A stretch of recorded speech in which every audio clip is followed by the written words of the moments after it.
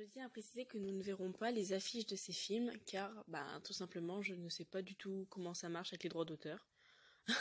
Donc je vais éviter de mettre en péril la vie de cette vidéo inimportante. Mais voilà, donc il y aura juste les titres. Bon visionnage! Mon top 10 de films d'horreur. Salut à toutes et à toutes. Donc voilà, on se retrouve pour la deuxième vidéo de la chaîne. Qu'on va appeler la chaîne spéciale anti-ennui durant le confinement. Donc j'ai décidé de faire la vidéo dehors. Tout simplement parce qu'il fait super bon, j'avais pas envie de rester à l'intérieur. Que ça fait plaisir de pouvoir sortir lors de ce confinement. Je ne sais même plus quel jour on est, tellement que ça commence à durer là.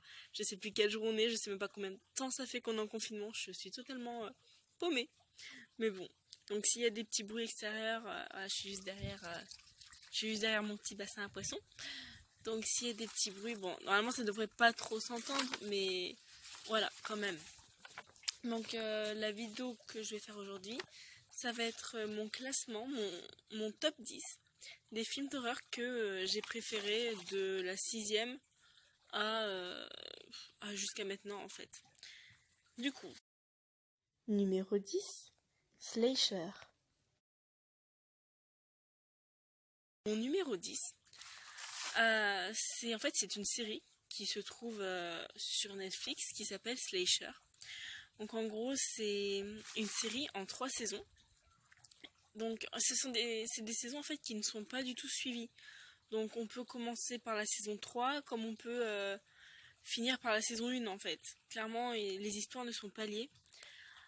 Donc en fait, en gros, dans ces 3 saisons, ça raconte un peu l'histoire d'un tueur en série, on va dire, dont l'identité est totalement inconnue, mais un truc de fou, qui va un par un tuer les gens, que ce soit d'un village, les gens d'une maison, d'un immeuble. Clairement, c'est des meurtres en série en fait. Et j'ai carrément aimé cette série, parce que clairement c'est c'est hyper gore. Tous les meurtres, on voit tout, il n'y a aucun filtre ni rien. Quand il faut qu'il y ait des tripes qui sortent, on les voit et tout. Quand il y a du sang, ça fait psh, partout comme ça et tout. Et genre, j'adore ce genre de truc. Voilà, c'est un peu creepy, mais tout ce qui est gore comme ça et tout, je trouve ça juste trop bien. On a un super fil d'histoire qui ne nous fait pas lâcher justement. On a toujours envie de savoir la suite. Et ça, c'est des pépites. Les séries comme ça, c'est des pépites. Numéro 9, Destination Finale. Mon numéro 9, c'est une série de films qui s'appelle Destination Finale. Je pense que peut-être certains d'entre vous en ont déjà entendu parler, d'autres peut-être non. Donc en fait, je crois que ça se déroule en 6 films. C'est 6 films qui, par contre, contrairement à Slasher, se suivent. Donc on ne peut pas commencer par n'importe quel épisode, on est obligé de commencer par le 1 et de finir par le 6. Il me semble que ça va jusqu'à 6. Et en fait, en gros, c'est l'histoire. À chaque fois, on va dire, à chaque fois, il y a une scène au début qui regroupe plusieurs personnes.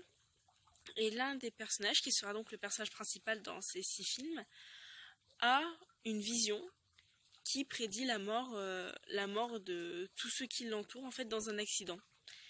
Et du coup, cette personne arrive à prévenir l'entourage, les gens qui l'entourent et tout, que il va y avoir un accident et tout, que faut partir et tout.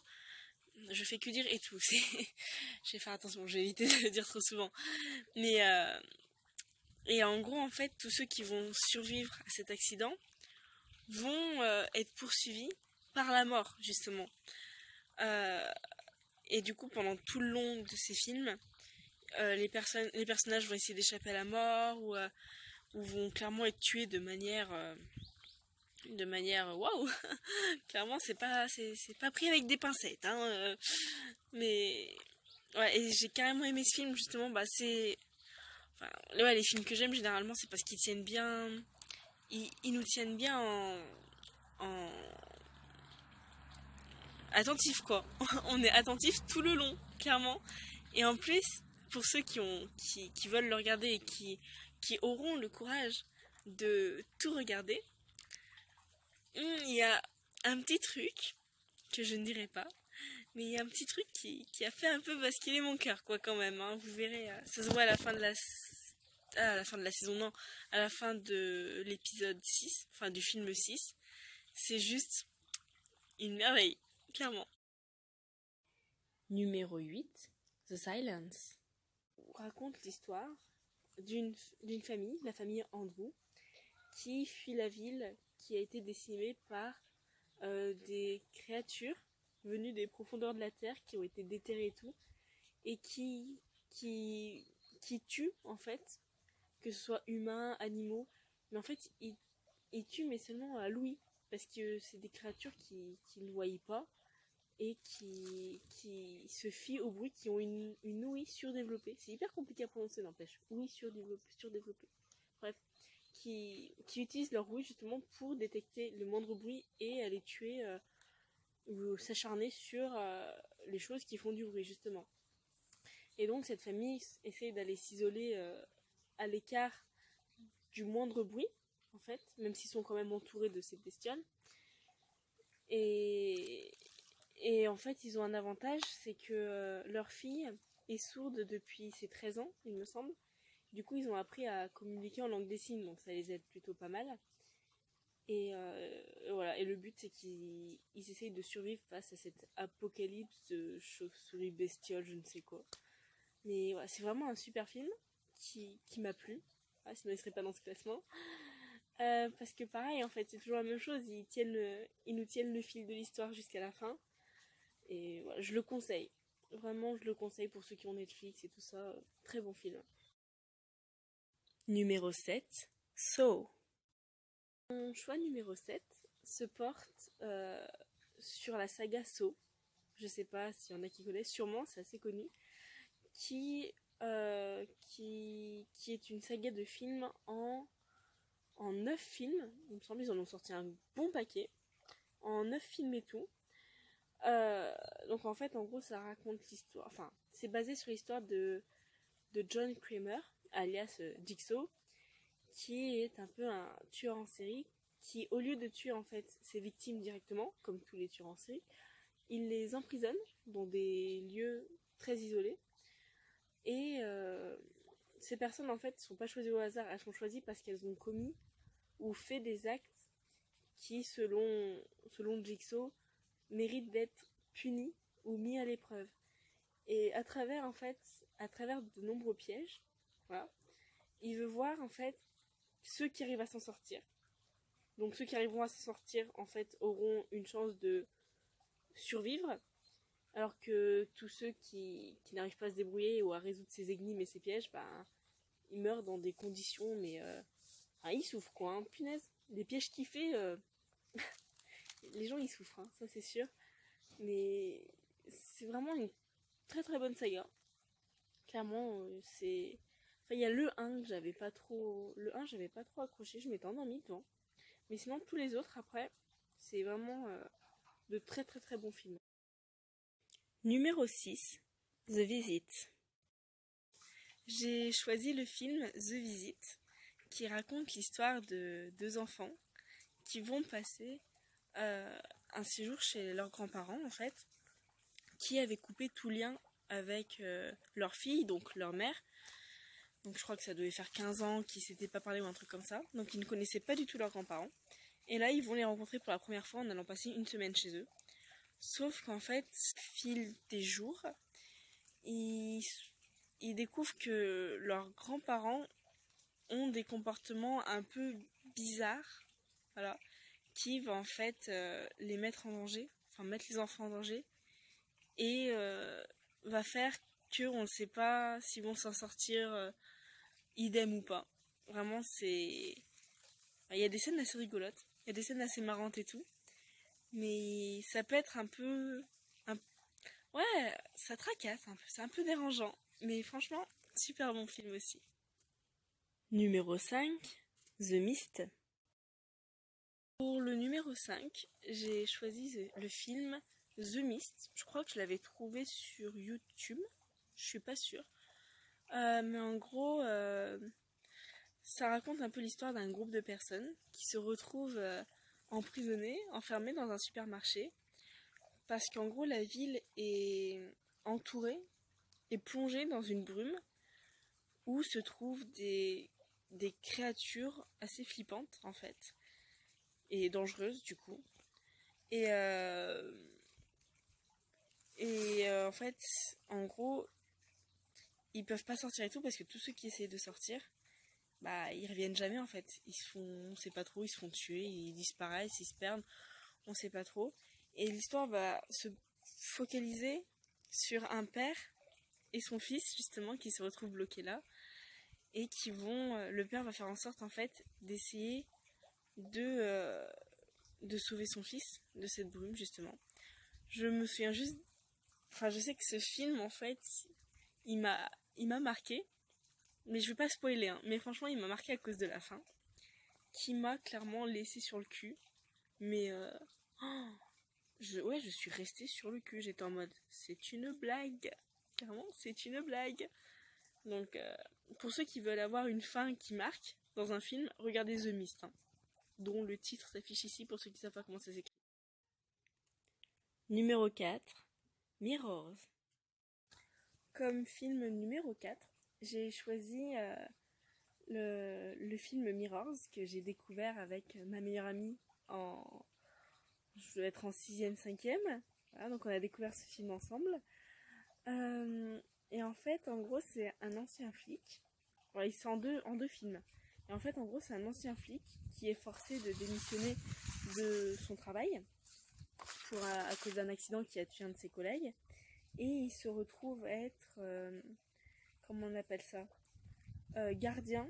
Voilà, gardien qui surveille en fait un ancien grand magasin qui a brûlé en fait et qui s'est retrouvé abandonné. Mais où en fait il y a plein de miroirs qui sont restés intacts. Et ces miroirs-là, justement, vont menacer sa vie et celle de sa famille. Parce qu'en gros, les reflets de sa famille et tout se détachent de la personne d'origine et justement mettent en périple la vie de sa femme, de son fils, de lui-même et tout. Et ouais, certaines scènes... ouais, si, j'étais morte de rire devant certaines scènes, mais... Franchement... Ouais. Là, je sais plus quoi dire. Regardez Mirrors, c'est un bon film. Numéro 3, The Ring. C'est un film que j'ai aussi découvert avec ma meilleure amie en... Je sais plus, je devais être en 6e, 5e. Et en fait, en gros... donc à la base, c'est un film original japonais qui a été repris par les États-Unis en 2004. Donc moi, je parle du film américain, pas de l'original. Et en fait, en gros, c'est basé sur l'histoire d'une cassette vidéo maudite dont quiconque la regarderait est destiné à mourir dans les 7 jours qui suivent, en fait.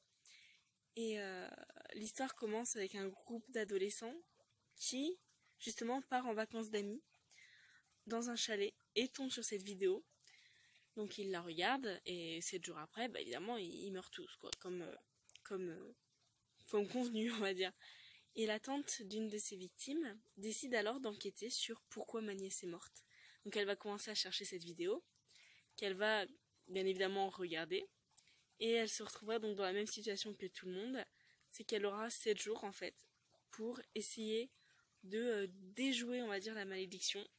Sinon, bah, elle mourra, quoi. Voilà, clairement. Et c'est vraiment un de mes films, mais number one, quoi. C'est un de mes films, mes coups de cœur que j'ai toujours gardé dans mon cœur et tout, qui vaut vraiment le visionnage et le détour. Numéro 2, Sinister.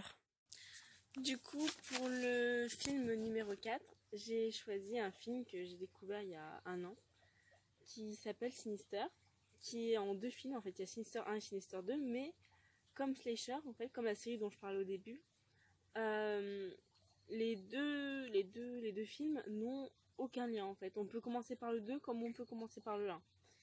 Et en fait, Donc on va parler du 1 plutôt. C'est l'histoire d'un écrivain en manque d'inspiration qui décide, pour retrouver son inspiration, de louer, ou d'aller vivre plutôt, dans une maison avec sa famille, où la famille d'avant, justement, a été assassinée.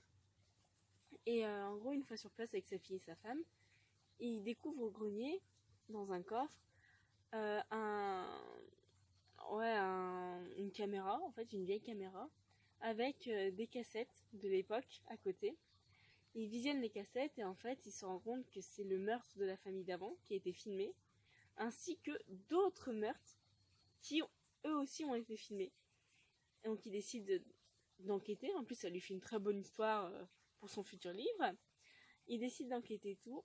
Et au fil du temps, sa fille commence à adopter des comportements un peu bizarres. Voilà, je n'en dirai pas plus. Mais vraiment, le 1 comme le 2 sont des œuvres genre juste super qui... Enfin, ouais, les scènes sont assez gore quand même. Hein. Clairement, âme sensible s'abstenir. Hein, mais c'est vraiment... ce sont vraiment deux très bons films que je conseille vivement. Numéro 1, The Grudge. Enfin, mon film coup de cœur depuis que je connais depuis quand.